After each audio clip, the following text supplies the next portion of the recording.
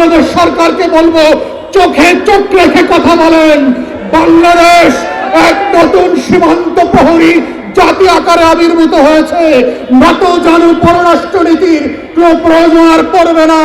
আসেন, আপনারা যতদিন সাহসীভাবে ভূমিকা রাখবেন, বাংলাদেশের প্রত্যেকটা নাগরিক 11 দল হোক আর 11 দলের বাইরে হোক, আমরা আপনাদের পাশে থাকবো লাল সবুজের পতাকাকে পাহারা দেওয়ার জন্য। 17 বছরের আওয়ামী ফ্যাসিবাদ কায়েম করে যাদেরকে পালাতে হয়েছিল, আমরা ধারণা করেছিলাম যাদের কারণে পালিয়েছেন, যেই দেশে পালিয়েছেন এবং আগামীতেও যাদের পালানো লাগতে পারে, তাদের ভিতরে কোনো শিক্ষার সম্পর্ক দেখতে পাচ্ছি না। দেখতে পাচ্ছি একই ভুল বারবার করে, একই গর্তে বারবার করবার যে ঐতিহাসিক ধারা বিবরণী, সেই বাস্তবতা আবার নতুন সরকারের আমলে আমরা খুঁজে পাচ্ছি। বাংলাদেশের জনগণকে বোঝা দরকার, আজকে সীমান্ত হত্যা, কুশিমের নামে যা যা চলছে, অথবা বাংলাদেশে একজন প্রতিমন্ত্রীর মর্যাদায় উপদেষ্টাকে যে ব্যবহার এবং হেনস্থা করা হয়েছে, এটা নতুন কোনো ঘটনা না। আমরা গত দশকের পর দশক থেকে দেখেছি বাংলাদেশের নাগরিকরা পড়ালেখা হোক, ট্রানজিট হোক আর চিকিৎসা হোক, ভারতের বিভিন্ন বন্দরে, সেটা স্থল সীমান্ত হোক আর বিমানবন্দর হোক, প্রত্যেক জায়গাতে এই ধরনের অপমানজনক আচরণের শিকার হয়েছে। শুধুমাত্র এবার জানতে পেরেছেন কারণ বাংলাদেশের পতাকাবাহী একজন ব্যক্তিকে এই অসম্মান করে ফেরত পাঠানো হয়েছে বলে। আমরা বাংলাদেশের বর্তমান সরকার এবং ভারতবর্ষ যারা শাসন করছেন, আপনাদেরকে স্মরণ করিয়ে দিতে চাই, আপনাদের দালাল দাস আওয়ামী ফ্যাসিবাদ বাংলাদেশে ফিরবে না। বাংলাদেশ বদলে গেছে, দাসত্বের শৃঙ্খল এই দেশের মানুষ ভেঙে ফেলেছে, সেই দাসত্ব আর ফিরবে না।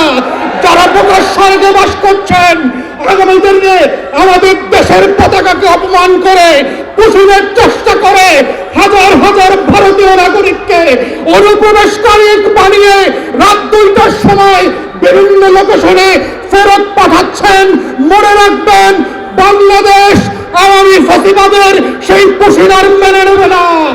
সীমান্ত হত্যার নামে যা শুরু করেছেন, এই সীমান্ত হত্যা যদি বন্ধ না করেন, বিজিবির সদস্যদের আচরণ থেকে যদি না শেখেন, সীমান্তবর্তী বাংলাদেশি নাগরিকদের অ্যাটিটিউড থেকে যদি না শেখেন, তাহলে প্রকাশ্যে বাস করছেন দিল্লির আধিপত্যবাদ আমরা ত্রয়োদশ সংসদে মেনে নেই নাই, 13-14 সেঞ্চুরিতে মেনে নেই নাই।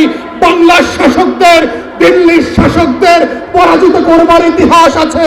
শিক্ষা নিয়ে ব্যবস্থা নেন, আপনার ফরেন পলিসি চেঞ্জ করেন। আমরা firmly respectful to your territorial integrity. আমাদেরকে বাধ্য করবেন না দ্বিপাক্ষিক প্রতিবেশী সুলভ সেই সম্পর্ক থেকে একটা হস্টাইল রিলেশনশিপে আসতে, এবং এর পুরো দায় ভারতবর্ষের এবং দিল্লির সরকারের। বাংলাদেশ সরকারকে বলবো, চোখে চোখ রেখে কথা বলেন। বাংলাদেশ এক নতুন সীমান্ত প্রহরী জাতি আকারে আবির্ভূত হয়েছে। নত জানু পররাষ্ট্রনীতির কোনো প্রয়োজন আর পড়বে না। আসেন, আপনারা যতদিন সাহসীভাবে ভূমিকা রাখবেন, বাংলাদেশের প্রত্যেকটা নাগরিক 11 দল হোক আর 11 দলের বাইরে হোক, আমরা আপনাদের পাশে থাকবো লাল সবুজের পতাকাকে পাহারা দেওয়ার জন্য। সেই আহ্বান রেখে আমার বক্তব্য এখানেই শেষ করছি। আসসালামু আলাইকুম। আজকে সমাবেশে সংগ্রামী সভাপতি, প্রধান অতিথি, জাতীয় নেতৃবৃন্দ, সাংবাদিক ভাইয়েরা, আমার সামনে উপস্থিত আমাদের 11 দলের নেতাকর্মী ভাইয়েরা, আজকে আমাদের দেশের সীমান্ত অরক্ষিত, প্রতিদিন সীমান্তে খুন হচ্ছে, প্রতিদিন সীমান্ত দিয়ে ভারত অবৈধভাবে মুসলমানদেরকে পুষিং করতেছে। এই সকল বিষয় নিয়ে আমরা 11 দল এবং দেশের জনগণ আজ উদ্বিগ্ন। কিন্তু আমাদের সরকার উদ্বিগ্ন নয়। আমাদের সরকার আজকে তারা ব্যথিত নয়। আমাদের স্বরাষ্ট্রমন্ত্রী বলে এই সীমান্ত হত্যা নাকি বর্ডার কিলিং না। আমি জানতে চাই আর কত সীমান্ত হত্যা করা হলে তাকে বর্ডার কিলিং বলা হবে, আমরা জানতে চাই। আজকে পরিষ্কার হয়ে গিয়েছে এই সরকার যাদের সহযোগিতায়, যাদের ইশারায় ক্ষমতা এসেছে, তাদের বিরুদ্ধে কথা বলতে ভয় পায়। আজকে দেশের জনগণ ভারতের কোন দাবিদার সরকার দেখতে চায় না।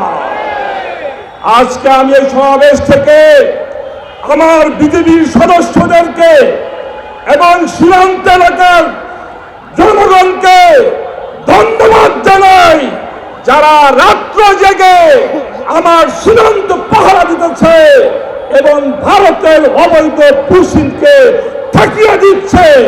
পরিষ্কার বলি, বিজেপি ভাইরা আপনারা এগিয়ে যান, সীমান্ত এলাকার জনগণ আপনারা এগিয়ে যান, সারা বাংলাদেশের জনগণ আপনাদের সাথে রয়েছে।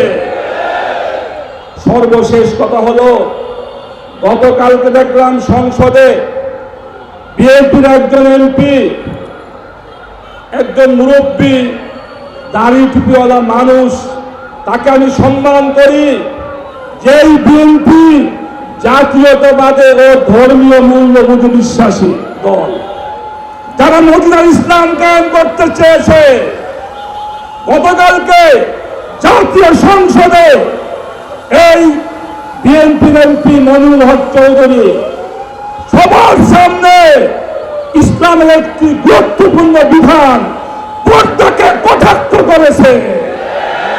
আমি অবিলম্বে বলতে চাই, এই বক্তব্যের জন্য ওই মনিরুল হক চৌধুরীকে এবং তার দলকে প্রকাশ্যে জাতির কাছে ক্ষমা চাইতে হবে। আমরা বিএনপির ধোঁকাবাজি বুঝে ফেলেছি। তারা মুখে বলে মদিনার ইসলাম, তাদের কার্যক্রম হলো ইসলামের বিরুদ্ধে, পর্দার বিরুদ্ধে। তাই সরকারকে বলবো, আপনারা ভারতের সাথে সম্পর্ক রাখবেন, তবে নতজানু সম্পর্ক আমরা মেনে নিব না। আমরা সাহসিকতার সাথে আমার দেশের স্বকীয়তা বজায় রেখে বীরত্বের সাথে সম্পর্ক রাখবেন, আমরা সেই সম্পর্ক চাই। এই বলে আমার বক্তব্য শেষ করছি। ওমা তাওফীক ইল্লা বিল্লাহ।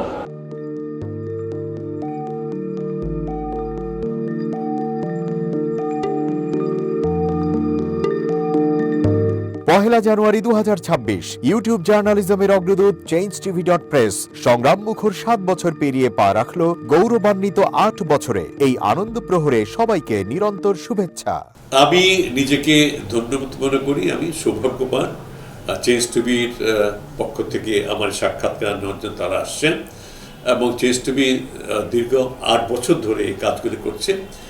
আমি তারা অনেক ভালো কাজ করেছেন, দেশের মানুষের সুখ দুঃখের কথা প্রত্যক্ষ তুলে ধরছেন।